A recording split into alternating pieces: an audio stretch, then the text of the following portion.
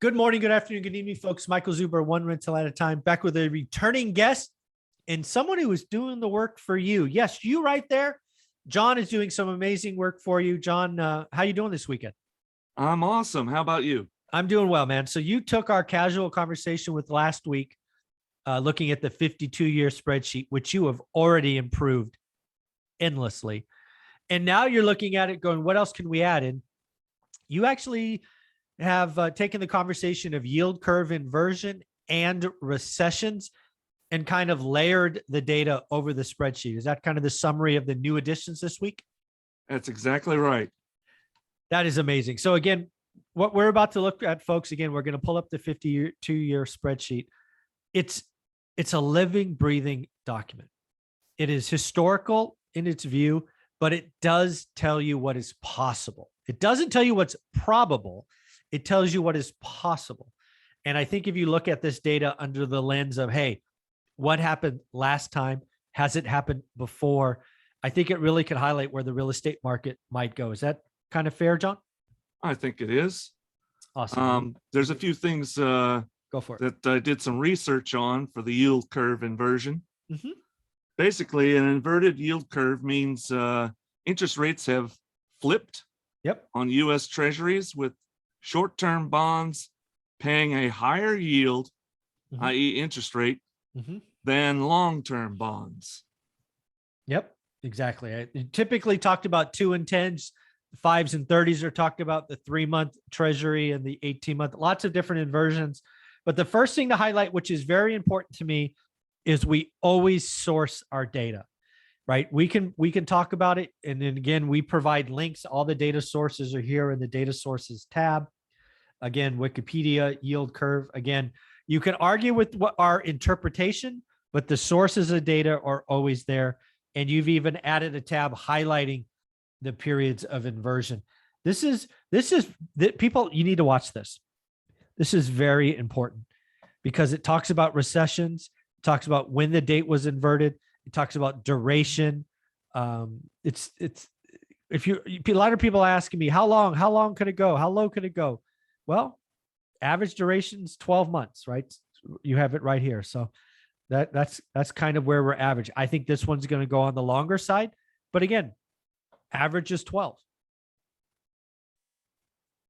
Yeah, it can be as short as 6 months. Yep, it could be. I don't think it's going to be, but it could be, right? It goes from kind of 6 to 18 months. So half a year to a year and a half is duration. And then what I think you've done is you've actually gone into the raw material of the spreadsheet and you've created purple, right? That's what this is here, like column E. Indicates the yield curve inversion that occurred just prior to the recession.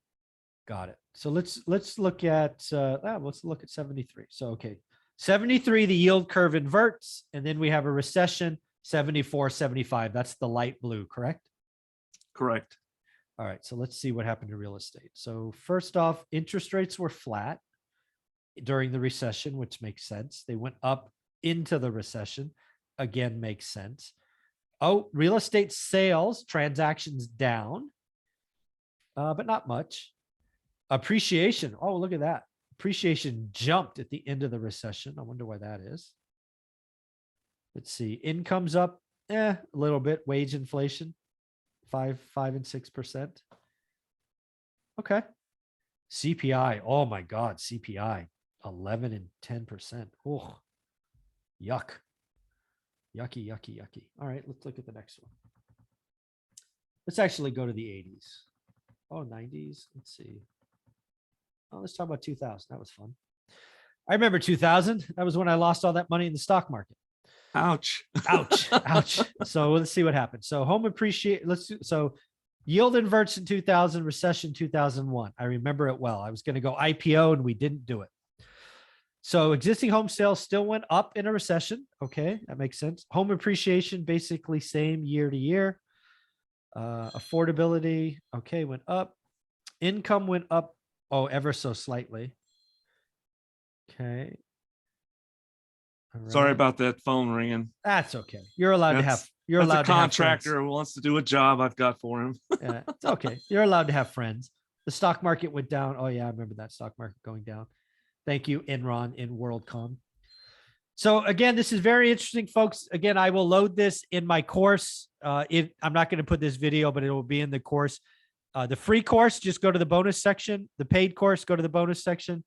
My doc, because there's multiple attachments now. Mine is the 50-year spreadsheet, which I did 6 months ago. John's is referenced as the 52-year spreadsheet because he's added data. Now he's added recessions. He's added home prices, affordability index. He's doing so much. This is what he added last time, home sales, both new and existing. So John, any more closing thoughts on what you've done for us? No, I just wanted to show that the yield curve inversion does in fact seem to predict recessions. Yeah, exactly. So very cool. John, thank you very much for this. Want to give a tease for video number 2? What are we going to look at video number 2? Video number 2, market quadrants, market cycles. Yeah. And there's so much to see in that and learn from it. There's a lot quite a lot of work that went into it. Very cool. Well, we will pull that up next. John, thank you very much. You're welcome.